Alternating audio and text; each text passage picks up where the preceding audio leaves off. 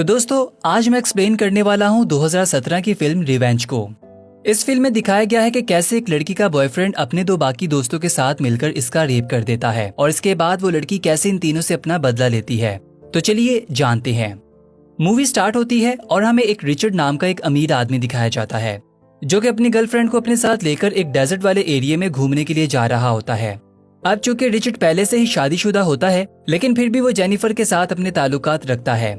अब यहाँ पर रिचर्ड जेनिफर को लेकर एक डेजर्ट वाले एरिया में 2 दिन के लिए आया होता है क्योंकि इसे यहाँ पर हंटिंग करनी थी। अब इसके बाद जब रिचर्ड अपने घर पहुँचता है तो इसका पायलट वहाँ पर इसका स्वागत करता है और इसे एक ड्रग देता है। अब इसके बाद रिचर्ड अंदर आ जाता है। यहाँ आकर रिचर्ड और जेनिफर आपस में इंटीमेट होने लग जाते हैं। अगली सुबह जेनिफर की आंख खुलती है और वो अपने लिए कॉफी बनाती है। तभी वो देखती है कि शीशे के सामने 2 आदमी खड़े हैं और इन दोनों आदमियों के हाथ में गन होती है। अब जेनिफर इन दोनों को देखकर काफी ज्यादा डर जाती है और रिचर्ड को आवाज लगाने लगती है।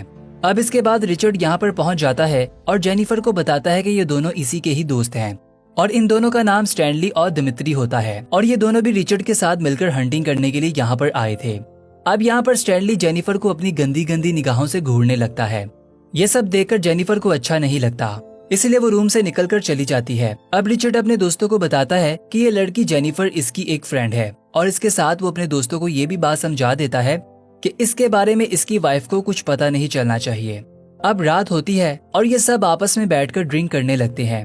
अब यहाँ पर स्टैनली जेनिफर के साथ फ्लर्ट करने लग जाता है और दिमित्री अपनी दूरबीन से जेनिफर के बॉडी पार्ट्स को घूरने लगता है। अब इतने में इन्हें रिचर्ड के हाथ में वो ड्रग्स दिखाई देती है जिस पे जेनिफर इससे पूछती है कि ये तुम्हारे पास क्या है। इसके बाद रिचर्ड इन लोगों को इस ड्रग के बारे में बताने लगता है। वो बताता है कि ये ड्रग्स काफी ज्यादा खतरनाक है क्योंकि एक बार एक आदमी ने इसका यूज किया था और इसके बाद वो नशे में इतना खो गया कि अपनी टांग काट कर ही खा गया और इसके चलते ही इसका बहुत ज्यादा खून बहना शुरू हो गया और वो मारा गया। अब इसके बाद रिचर्ड ये ड्रग जेनिफर को देता है और इसे कहता है कि तुम इसे ठीक से छुपा कर रख दो। अब इसके बाद जेनिफर इस ड्रग को अपने लॉकेट में छुपा लेती है। अब इसके बाद जेनिफर म्यूजिक शुरू कर देती है और रिचर्ड को अपने साथ डांस करने के लिए कहती है, लेकिन रिचर्ड इसके साथ डांस करने से मना कर देता है, इसलिए वो स्टैनली के साथ डांस करने लग जाती है। अब यहाँ पर थोड़ी देर डांस करने के बाद ये लोग सोने के लिए अपने रूम में चले जाते हैं। इसके बाद जब अगली सुबह जेनिफर की आंख खुलती है तो इसे रिचर्ड कहीं पर भी दिखाई नहीं देता। अब जेनिफर स्टैनली से रिचर्ड के बारे में पूछती है जिस पर स्टैनली से बताता है कि वो मेरा पासपोर्ट लेकर कहीं पर गया हुआ है और शायद वो दोपहर के वक्त वापिस आएगा और अभी दिमित्री भी काफी ज्यादा नशे में है, इसीलिए हम दोनों ही इस घर में अकेले हैं। अब स्टैनली से ये बात बोलकर अपनी हवस बड़ी निगाहों से घूरने लगता है। अब ये देखकर जेनिफर को अच्छा नहीं लगता और वो यहाँ से उठकर घर के अंदर चली जाती है। इसके बाद चुपके से स्टैनली भी इसके पीछे पीछे जाता है और वैसे कपड़े बदलते हुए देखने लगता है। इसके बाद जेनिफर इसे देख लेती है और वो काफी ज्यादा डर जाती है। इसके बाद स्टैनली जेनिफर के पास जाता है और उससे कहता है कि तुम मेरे बारे में क्या सोचती हो। जेनिफर कहती है कि तुम मेरे टाइप के नहीं हो। स्टैनली इसे कहता है कि कल रात तुमने मेरे साथ डांस किया था इसलिए मुझे लगा कि शायद तुम मुझे पसंद करती हो। जेनिफर इसे कहती है कि मैंने तो तुम्हारे साथ ऐसे ही डांस किया था, मैं तुम्हें पसंद नहीं करती। अब स्टैनली जेनिफर की ये बात सुनकर काफी ज्यादा गुस्सा हो जाता है और इसके साथ जबरदस्ती करने लगता है। अब इतने में यहाँ पर दिमित्री पहुँच जाता है और वो स्टैनली को जेनिफर के साथ ये सभी हरकतें करते हुए देख लेता है। जेनिफर को लगता है कि शायद दिमित्री इसे बचाएगा, लेकिन वो बिना कुछ बोले दरवाजा बंद करके वहाँ से चला जाता है और इसके बाद स्टैनली जेनिफर के साथ रेप करने लग जाता है।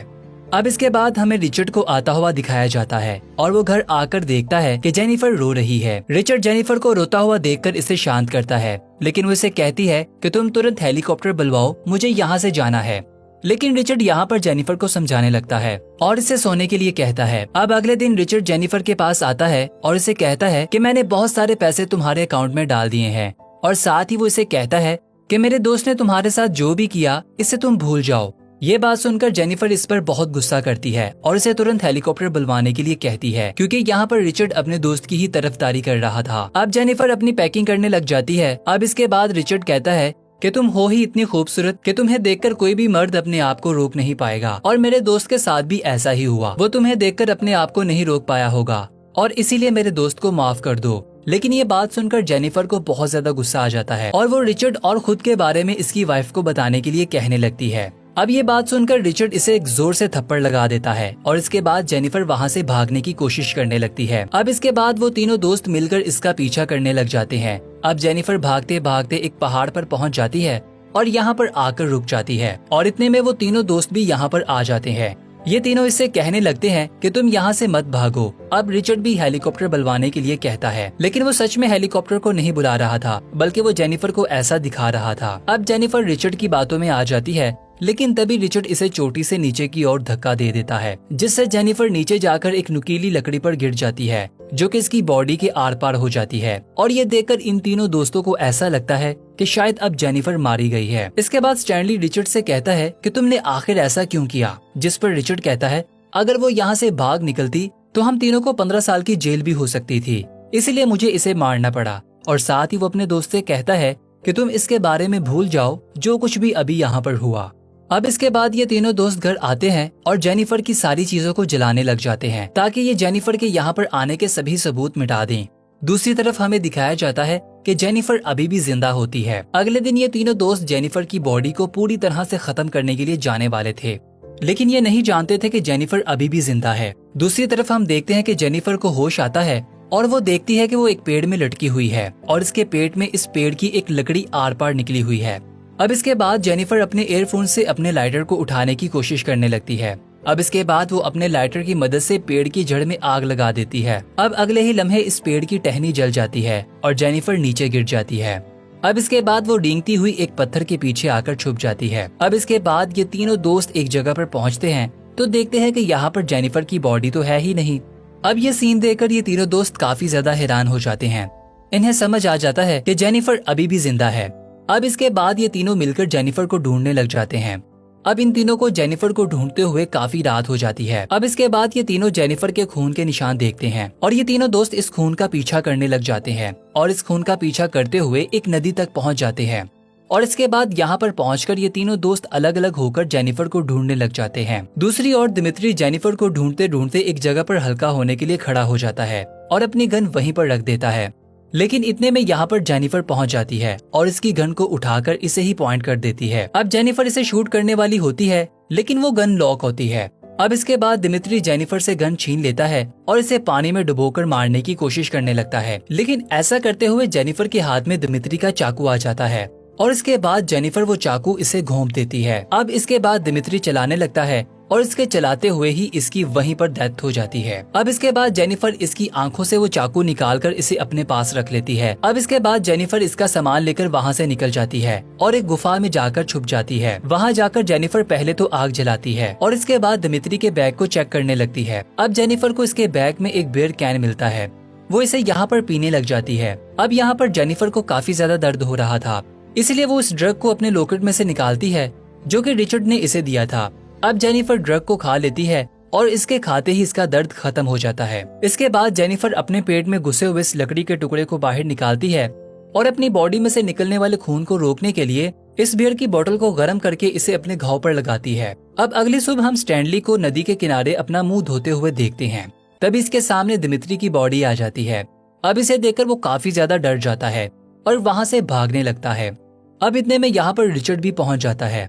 वो दोनों इसकी डेड बॉडी को बाहर निकालते हैं। इसके बाद वो इस डेड बॉडी में पत्थर भरते हैं और वापस नदी के अंदर फेंक देते हैं। अब यहाँ पर रिचर्ड स्टैनली पर गुस्सा करता है और इसे एक पंच मारता है, जिससे कि इसकी नाक टूट जाती है, क्योंकि स्टैनली की वजह से इसका दोस्त मारा गया। दूसरी ओर जब जेनिफर को होश आता है और वो देखती है तो वो पाती है कि उसका घाव अब पूरी तरह से ठीक हो चुका है। अब इसके बाद जैसे ही जेनिफर गुफा से बाहर निकलती है, लेकिन तभी वहाँ पर रिचर्ड आ जाता है और एक गन से जेनिफर का सर फोड़ देता है, लेकिन ये सिर्फ एक सपना होता है। इसके बाद ये फिर से जाग जाती है, लेकिन तभी यहाँ पर जेनिफर को दिमित्री की बॉडी दिखाई देने लगती है।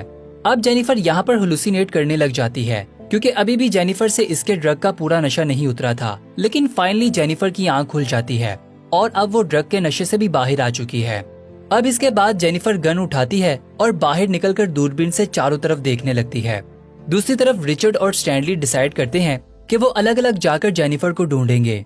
अब इसके बाद रिचर्ड वहाँ से चला जाता है और स्टैनली शीशा निकालकर अपने फेस को देखने लगता है और स्टैनली इस आईने के रिफ्लेक्शन से चलता है तो जेनिफर इसे दूर से देख लेती है और वो समझ जाती है कि वहाँ पर कोई ना कोई तो है।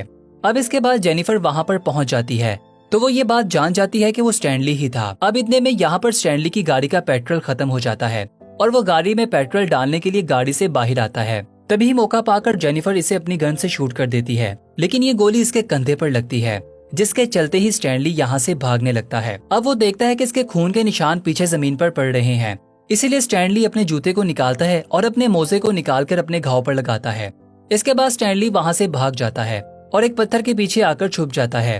अब जब यहाँ पर स्टैनली आती है और जेनिफर को ढूंढने लगती है, इतने में स्टैनली इसके पीछे आकर इसे गन शूट करता है, लेकिन वो गोली जेनिफर के कान पर लगती है। अब जेनिफर यहाँ से भागने लगती है और इतने में स्टैनली इसका पीछा करने लग जाता है।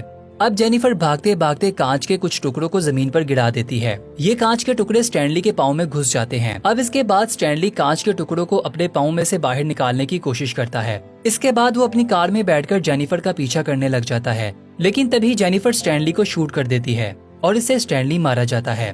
अब इसके बाद जेनिफर स्टैनली की गाड़ी लेती है और रिचर्ड के घर के लिए यहाँ से निकल पड़ती है। दूसरी ओर रिचर्ड को भी जेनिफर नहीं मिलती और वो भी अपने घर वापस आ जाता है। अब इसके बाद वो अपने पायलट को कॉल करता है और इससे कहता है कि तुम फौरन यहाँ पर आ जाओ। इसके बाद रिचर्ड नहाने के लिए बाथरूम में चला जाता है। अब जब ये रिचर्ड यहाँ पर नहा रहा होता है, तभी इसे बाहर से किसी की आवाज आती है। अब इसके बाद रिचर्ड अपनी गन उठाता है और बाहर चेक करने के लिए चला जाता है, लेकिन बाहर जाकर इसे मालूम होता है कि बाहर तो कोई भी नहीं है। अब इसके बाद जब रिचर्ड अपने घर वापस आता है तो वो ये बात जान जाता है कि बाहर जेनिफर इस पर गन पॉइंट किए हुए खड़ी है। अब रिचर्ड इससे बात करने की कोशिश करता है, लेकिन तभी जेनिफर इसे शूट कर देती है, जिससे ये गोली रिचर्ड के पेट में आकर लग जाती है। अब रिचर्ड जख्मी हालत में वहाँ से भागने की कोशिश करता है और जेनिफर इसका पीछा करने लग जाती है, लेकिन तभी रिचर्ड जेनिफर को पकड़ लेता है और इसका गला दबाने की कोशिश करता है, लेकिन तभी जेनिफर इसके घाव में अपनी उंगली घुसा देती है और इसे रिचर्ड जेनिफर को छोड़ देता है। इसके बाद जेनिफर अपनी गन उठाती है और रिचर्ड का हेड शूट कर देती है और इससे रिचर्ड की वहीं पर मौत हो जाती है। इसी तरह जेनिफर का बदला पूरा हो चुका था। अब इसके बाद जेनिफर अपने घर से बाहर आती है, जहां पर वो हेलीकॉप्टर भी आ चुका था, जिसे रिचर्ड ने फोन करके बुलाया था। और इसी के साथ ही इस मूवी का यहाँ पर अंत हो जाता है। तो दोस्तों, कैसी लगी आपको हमारी आज की एक्सप्लेनेशन? अगर वीडियो पसंद आई है तो इसे लाइक कीजिए, इस चैनल को सब्सक्राइब कर लीजिए। मिलते हैं फिर से एक और नई मूवी के साथ, तब तक के लिए बाय बाय।